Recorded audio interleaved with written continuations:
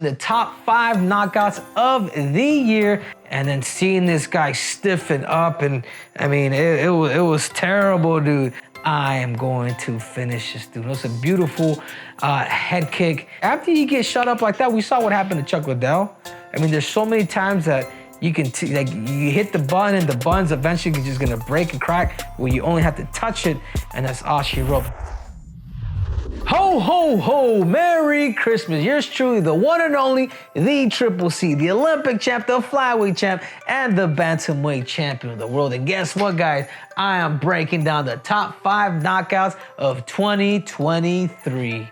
Guys, who's gonna be on top? I may have Justin Gaethje in there, but is he really ranked number 1? And this video is brought to you by Aptive. If you're a person that doesn't take no for an answer, you guys love that one-on-one competition, you guys wanna make a boatload of money, guys, I know between 19 and 20-year-olds, kids out of high school that are making $500,000, all based on sales. So you guys make sure to go to summersales.org/CCC because it's time to level up. These people will legit teach you how to sell. So you guys make sure to go to summersales.org/CCC, and it's time for you to sign up and let's make it happen.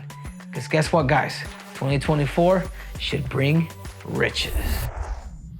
So here we have it, guys. The top 5 knockouts. Who's gonna be at number 5, guys? Can I get a drum?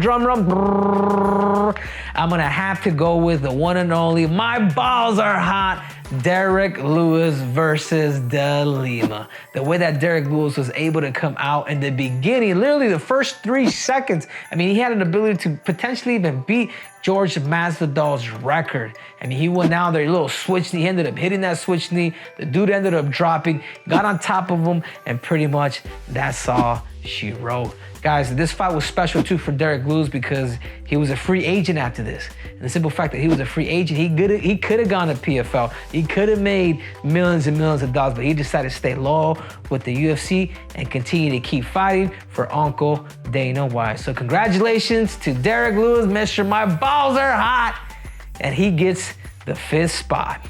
And now at number 4, guys, I hate to give it to this dude, but I will say this, him playing the rope-a-dope, him almost being finished, and then eventually get the revenge after being 0-3 against this man to eventually beat him, I'm gonna have to give it to the one and only Israel Adesanya.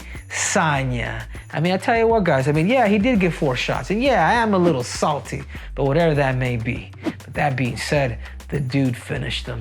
The dude went for broke. The dude took risk, and he was able to pretty much just catch the timing of Pereira. When Pereira was going to the body, trying to come up top, Israel pretty much just threw that right hand, followed up with the left, and then another right, and the dude pretty much went night-night, went to sleep. So for that reason, that was a legendary status performance for Israel Adesanya. So congratulations to him, because he is the number 4 spot. And for the number 3 spot, this could have easily been number 1, but I really had to think about it. The only reason why I'm putting it at number 3 is for the simple fact that there's levels of competition, and who is it that you actually beat? You know when you have a bad knockout, when somebody literally freezes and you don't know what to celebrate, or you're afraid if this person actually even died. But I have to give it to the one and only Josh Emmett versus Bryce Mitchell. I mean, Josh Emmett, Jesus, man, talk about getting your head across and throwing that right hand. And then seeing this guy stiffen up, and I mean, it was terrible, dude. Maybe I personally think that, Mitchell freaking went to another realm, and I think he could probably know whether the earth is flat or it's actually round. But that being said, Josh Emmett, if he's able to fight like that, if he's able to really start to bring those hands up once again and find that timing with that beautiful right hand, guys, this man is still dangerous. What's next for Josh Emmett? I mean, it's a mountain that he needs to climb. I think he really needs to figure out, what are the small little details that he could do to eventually get to that next title shot. I mean, the sky's the limit. With that type of power, he's able to produce it, finds the right people, anybody will go night-night. So congratulations to Josh Emmett for the number 3 2023 knockout of the year. And number 2, the one and only Islam Makhachev versus Alexander Volkanovski 2.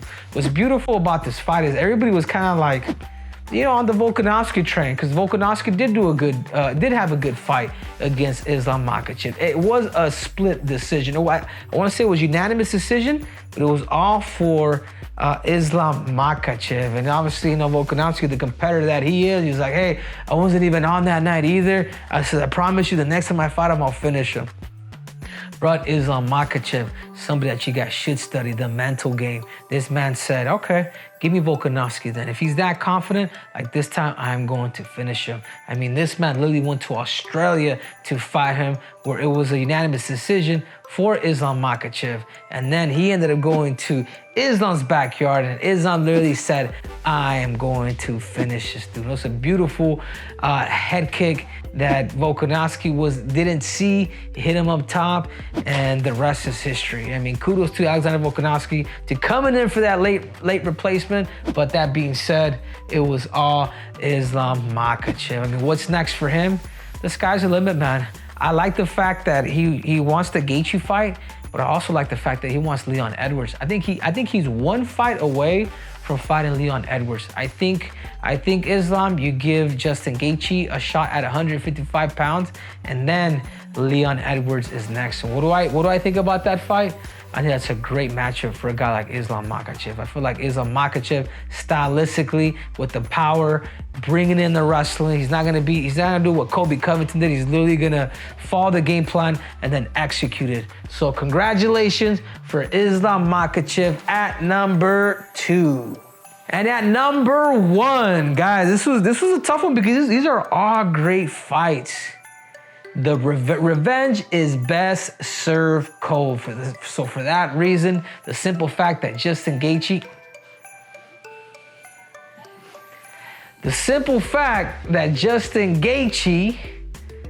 was stopped by Dustin Poirier to eventually come back and literally head kick him says a lot. So revenge is best served cold. So at the number 1 spot, I'm gonna have to give it to Justin Gaethje versus Dustin Poirier 2.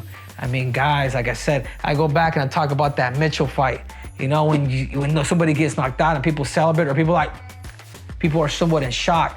I mean, that high right kick that eventually landed, I mean, it put Poirier to sleep. And will he be the same is a question. After you get shut up like that, we saw what happened to Chuck Liddell. I mean, there's so many times that you can you hit the button and the button's eventually just gonna break and crack, where you only have to touch it, and that's all she wrote. But that being said, I mean, Justin Gaethje, what's next for him? What's next for Justin Gaethje is he needs to poke a fight with this man, with the number 2, with Makhachev. I think you really need to poke a fight. I think you need to put that BMF title on the line versus. I think Justin Gaethje needs to create that story because he could already fight, but I think he needs to open his mouth a little bit more and actually challenge Islam Makhachev. The BMF versus the pound for pound king and Islam Makhachev. So I say, you know what I say? Dana White, let's book it. So again, guys, thank you guys for watching the top 5 knockouts of the year. At number 5, Derek Lewis versus De Lima. At number 4, Pereira versus Adesanya. Finally, Adesanya gets that revenge. At number 3, Josh Emmett with that beautiful freaking right hand. Jesus, the way he got that head across. At number 2, Islam Makhachev. The fact that he went from a controversial win in Australia to be able to come back and knock the dude out within 2 says a lot about this man. And then obviously Justin Gaethje versus Poirier. Revenge is best served cold. From being stopped to eventually kicking this dude into a whole nother atmosphere is absolutely ridiculous. So again, guys, this episode wouldn't be possible without our sponsor. That's right, I'm talking about Aptive. If you're a competitor like the Triple C, if you're not done competing, if you want to make a boat's load of money, well, guess what, guys? Aptive is there to teach you on how to sell. Guys, I know 19, 20-year-olds, personally kids out of high school that are making 6 figures. And not just that, but they're creating their own damn team. So Aptive will help you and house you and teach you how to sell which is incredible, and they will eventually let you go and you go out and do your own thing. So you guys make sure to go to summercells.org/CCC, because guess what, guys? It is time to level up. Triple C is out.